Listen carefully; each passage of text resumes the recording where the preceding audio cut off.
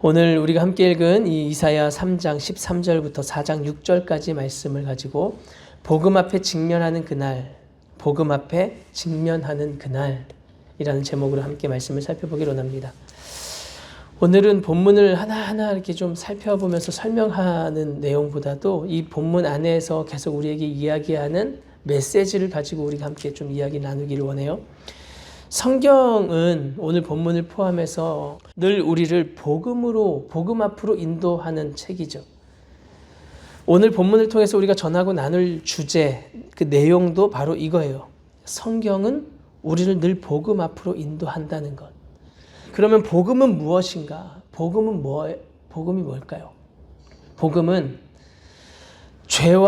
죄의 권세로 죽을 수밖에 없었던 죄인을 대신하여서 그 대속자 예수가 모든 이 우리의 죄와 죄의 형벌로 말미암은 이 죽음을 대신 당하심으로 우리의 죄와 허물이 그 죽음과 함께 죽고 완전히 죽어지고 그가 다시 살아나신 그 생명의 영광 안에서 우리도 함께 살아나고 그 살아남으로 말미암아 그의 거룩하심과 영광을 기뻐하고 찬양하게 되었다는 그 사실. 이게 복음이잖아요. 그러니까 이 복음을 깨닫는 사람은 이 기쁨과 감격이 없이 살아갈 수가 없는 존재가 된 사람인 거예요. 근데 한 가지 참 이상한 게 있죠. 교회에 어느 정도 어느 기간 나왔던 사람이라면 이 복음의 내용을 모르지는 않을 거예요. 이 복음의 내용은 다 알 거예요. 그러나 실제 이 복음의 내용이 내 것이 되었냐, 내 고백이 되어서 실제 내가 완전히 죽어졌고 이제는 나를 다시 살리신 그 거룩하신 영광 가운데 넘치는 기쁨과 찬양으로 이 복음의 삶을 살아내고 있는가? 이거는 완전히 다른 이야기인 거죠. 이게 복음으로 알고 있는 사실이냐? 이게 진짜 내 복음으로 받아들여서 나의 것으로 삼은 복음이냐는 진짜 다르다는 거죠. 복음을 아는 사람으로 이 교회를 다니고 있느냐? 진짜 이 복음이 내 삶이 되어서 이 복음의 감격과 기쁨에 막 가득 차서 확신 안에서 그 삶을 살아내고 있느냐는 완전히 다른 이야기인 거예요. 우리가 교회 안에서 동일하게 예배할 수 있어요. 종교란에 기독교라고 쓸 수도 있고 스스로 내가 하나님을 섬긴다라고 생각할 수도 있지만 복음으로 거듭난 사람인지 아닌지를 그것을 쓴다고 해서 그게 확증해 주지 않아요. 내가 교회에 다니고 있다고 해서 확증해 주지 않는단 말이에요. 복음으로 살아내느냐, 이 복음이 내 복음이 되었느냐, 이게 너무 중요한 거예요. 이름표만, 그냥 내 명분만 교회 다니는 사람, 복음이라 기독교라고 붙여놓고 충분히 이 세상의 가치를 따라서 살아갈 수 있어요. 이 세상의 것으로 치장하고 그걸 가지고 막 으스대면서 목을 높이고 오늘 본문에서 얘기하는 것처럼 막 정욕을 따라서 내 눈이 막 따라다니고 열심히 그것들을 따라서 젠걸음을 달리는 그런 삶을 충분히 완벽하게 살아갈 수가 있단 말이에요. 그런 삶을 충분히 살아가면서도 나는 그리스도인이라고, 나는 복음을 아는 사람이라고 표딱지 붙여놓을 수 있단 말이에요. 이런 모습이 오늘 본문에서 고발하고 있는 예루살렘 이 유다의 모습이었다는 거예요. 이런 모습으로 서 있는 이 유다를 향하여서 하나님은 다시금 복음의 말씀을 선포하셔서 하나님의 초청으로 이들을 부르시는 거예요. 오늘 13절의 시작이 이렇게 시작하죠. 여호와께서 변론하러 일어나시며, 이렇게 시작하잖아요. 여호와께서 변론하러 일어나시며 라는 이 짧은 부분을 제가 읽으면서 자동적으로 어떤 본문이, 어떤 구절이 생각났냐면 우리 앞서 금요일에 살폈죠. 1장 18절에 여호와께서 말씀하시되요, 오라 우리가 서로 변론하자. 너희의 죄가 주홍 같을지라도 눈과 같이 희어질 것이요 진홍같이 붉을지라도 양털같이 희게 되리라. 이 이야기를 하시면서 이 뒤에 1장 뒷부분까지 쭉 이야기를 이어나가셨어요. 그 이야기의 압축판이 오늘 본문인 것 같더라고요. 이 오라 우리가 서로 변론하자라는 이 이야기를 쉬운 성경은 어떻게 번역해놨냐면 오너라 우리 서로 이야기해보자, 이렇게 번역해놨어요. 그래서 청소년들이 묵상하는 청소년 매일 성경은 우리 이야기 좀 해 이렇게 해놨더라고요. 이 청소년들에 맞춰서 이렇게 좀 맞춰놓은 것 같아요. 우리 이야기 좀 해. 아 진짜 적절한 제목이다라는 생각이 들더라고요. 이 진짜 신선한 제목이다. 하나님이 이 이스라엘 백성들을 모아놓고 이사야를 통해서 우리 이야기 좀 해 하면서 이야기를 시작하시는데 어떤 이야기를 하시는가 보니까 이 복음 이야기를 하시는 거예요. 야 너희들 나 섬긴다고 이야기하고 복음을 안다고 생각하고 하나님 나 안다고 생각하면서 나한테 제사도 지내면서 너희 그렇게 살고 있잖아. 그래 너희들의 모습 좀 봐. 세상 따라서 다 창기같이 창녀같이 다 변해버렸잖아. 그 이야기를 쭉 하시더라고. 지금 하나님의 유일한 관심은 뭐냐면 이 죄와 죄의 권세, 이 세상에 빠져서 분명히 하나님은 거룩한 백성으로 세워두셨는데 이 복음으로 잃어버린 그 백성들을 살려두셨는데 어느샌가 이걸 다 잊어버린 거예요. 자신들이 거룩한 백성이라는 것, 거룩한 백성이라는 그 영광이 뭔지 이런 걸 다 잃어버리고 세상의 마음 다 뺏겨서 이 세상 가운데 죄 안에 죄의 권세 아래 다시 뒤섞여서 거기서 뒹굴고 있는 그 모습을 바라보면서 하나님이 다시금 이 복음 이야기를 나누고 싶으신 거예요. 이거 한 가지 관심뿐인 거예요. 하나님. 창기와 같이 창녀와 같이 더럽혀진 당신의 딸 시온을 다시 정결하게 씻어서 새롭게 하고 싶으신 그 심정으로 가득한 하나님의 심정을 가지고 지금 오셔서 나랑 이야기 좀 해 라고 말씀하시는 거예요. 늘 제사 지내면서 하나님을 섬기는 그 행위를 지속해왔던 그들이었지만 그들의 마음에는, 그들의 삶에는, 그들의 생활 속에는, 그들의 일상에는 진짜 하나님의 백성이 누릴 수 있는 그 기쁨과 감격과 영광, 그 확신이 하나도 없는 그냥 의무감으로 드리는 제사, 흉내만 내는 그런 지경에 있는 그들의 모습이었다는 거죠. 더 이상 하나님의 살아계심이 자신들의 삶에서 그게 무슨 의미인지, 하나님이 살아계신다는 것이 나에게 얼마나 큰 능력이 되는지 이걸 전혀 알지 못하는 그런 세대가 되어버린 거예요. 그런 세대가 되어버린 이스라엘, 유다를 향하여서 하나님 말씀하시는 거죠. 근데 이게 오늘 본문에서의 이스라엘, 이 유다 그 시대에만 해당되느냐? 아니더라고요. 그게 계속 그 세대가 끊임없이 반복되어져요. 반복되면 다시 하나님께서 말씀하셔서 우리 이야기 좀 해. 복음을 말씀하시고 그 복음으로 다시금 살려내시고 그리고 그 뜨거운 복음으로 다시금 막 전도하고 선교하고 사명을 감당하다가 이내 좀 지나면 다시 또 알지 못하는 세대가 되어버려서 이게 오늘날 우리 세대에도 동일하게 나타나는 현상이 되어버렸죠. 여러분 보세요. 우리나라에 한 1900년 초죠.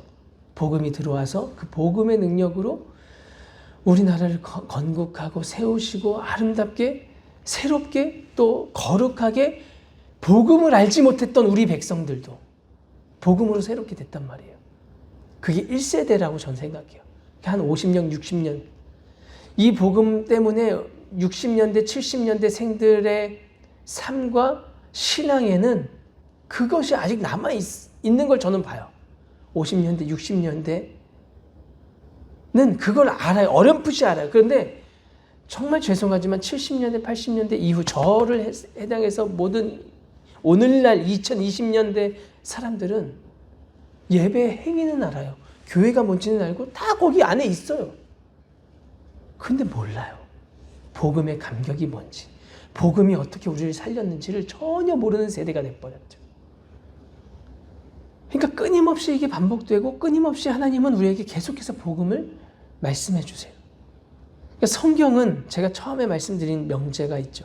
성경은 늘 우리를 복음 앞으로 인도하는 이유가 바로 여기 있는 거죠.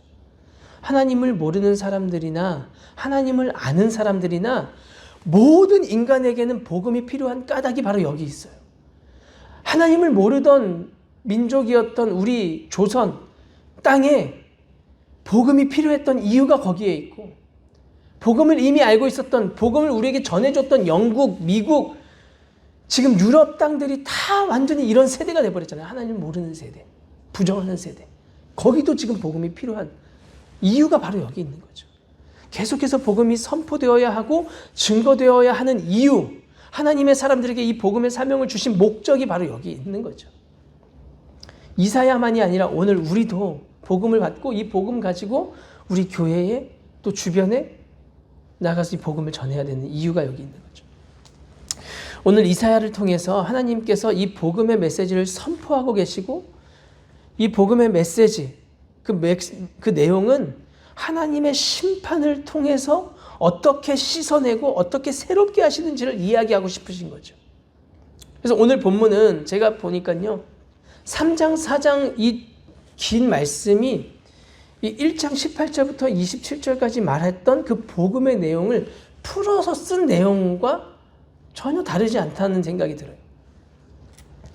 여기서 하나님 말씀하시는 건 뭐냐면 하나님의 심판의 대상이 누구인지, 그리고 어떤 방법으로 이 일을 하실 것인지, 이 심판을 하실 것인지, 그리고 그 방법을 통해서 어떤 결과를 준비하셨고 이루어내실 것인지에 대한 내용이 하나님의 심판의 메시지예요. 이 복음의 메시지인 거죠. 우리 1장 24절 한번 보세요. 1장 24절. 1장 24절을 딱 보면 이 하나님의 심판의 대상이 정확하게 이야기가 이렇게 적혀져 있어요. 하나님 심판의 대상은 누구냐면, 그러므로 주 만군의 여호와 이스라엘의 전능자가 이렇게 말씀하세요. 슬프다. 왜 슬프냐면요, 21절에 보시면 신실하던 성읍 내 딸 시온이 창기가 된 거예요. 제가 이렇게 정말 죄송해요. 어제 설교를 하면서 2장이라고 이야기하면서 뭐 하나님의 마음에 대해 그 슬퍼하시는 그 마음이라고 이야기했는데 제가 착각했더라고요. 그래서 제 2장이라고 했던 게 아니고 1장이었던 거예요. 1장 여기서 얘기하는 거예요. 하나님이 바라보시니까 딸 시온이 창기가 같이 돼버린 거예요. 그래서 너무 슬픈 거예요. 그래서 하나님이 말씀하시는 거죠. 24절에 말씀하실 때 슬프다 이렇게 얘기하시는 거예요. 그러면서 내가 장차 이 심판을 어떤 대상이냐면 내 대적에게 보응하여서 내 마음을 편하게 하겠고 내 원수에게 보복하겠다. 지금 이 심판의 대상은 분명하게 정해져 있는데 하나님의 대적, 하나님의 원수예요.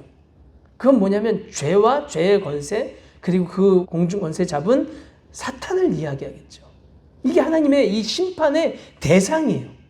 결코 이스라엘, 오늘 우리 사람이 아니에요. 다만 그 원수, 그 대적이 더럽혀 놓은 우리 이 딸 시온을 깨끗하게 하시기 위해서 멸망시키시는 이 불과 물을 쏟아내실 건데, 이 쏟아내시는 죽음의 이 공포를, 이 심판을 영향을 입을 수밖에 없는 거죠.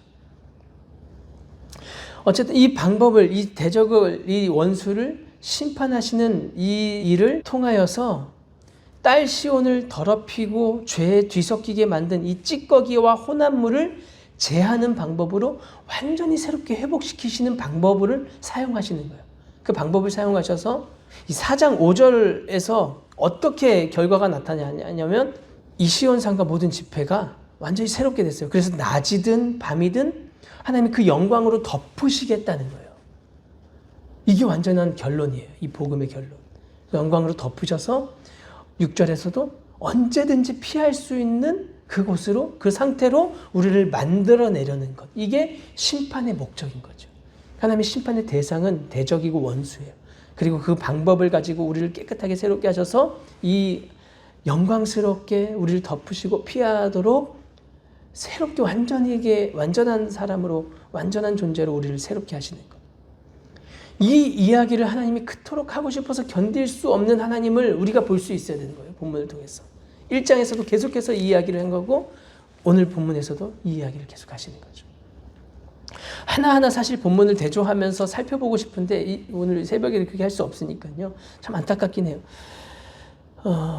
말씀을 마무리하자면 오늘 우리가 이사야서 본문으로 넘어왔지만 이전에 우리 고린도전서 묵상했잖아요. 한 달 정도 고린도전서를 묵상하고 또 한 주 정도 베드로전서를 묵상하고 그러면서 신약의 말씀, 신약의 서신들을 통해서도 하나님은 동일하게 우리를 복음 앞으로 초청하고 계신다는 걸 저는 많이 느꼈거든요. 어떻게 그들을 이 부활의 영광과 기쁨으로 새롭게 하실 것이냐, 이걸 너무 이야기하고 싶으셨는데 이번 이사야를 통해서도 하나님은 우리를 복음 앞으로 인도하고 계신다는 것을 저는 분명하게 다시금 말씀하시는 것 같아요. 하나님이 우리에게 오셔서 우리 이야기 좀 해 하시면서 하나님이 어떠한 것을, 어떠한 무서운 심판을, 위험을, 위기를 우리에게 허락하시더라도 이 일들을 허락하셔서 오히려 우리를 정결하게 하시고 새롭게 거듭나게 하셔서 그의 은혜와 능력을 인정하고 그 안에서 확신 가운데 기쁨으로 노래하는 자들로 세우시려는 그 하나님의 마음을 우리에게 전하고 계시는구나. 오늘 말씀을 통해서 우리 모두가요, 다시금 우리 모두가, 또 우리 교회가 이런 하나님의 복음의 말씀으로 거듭나고 또 온전한 찬양과 예배로 그렇게 온전히 하나님 앞에 나아가는 그런 하나님의 복된 백성, 복된 자녀들이 되시기를, 그런 은혜가 있기를 예수님의 이름으로 축복합니다. 우리 같이 기도하겠습니다.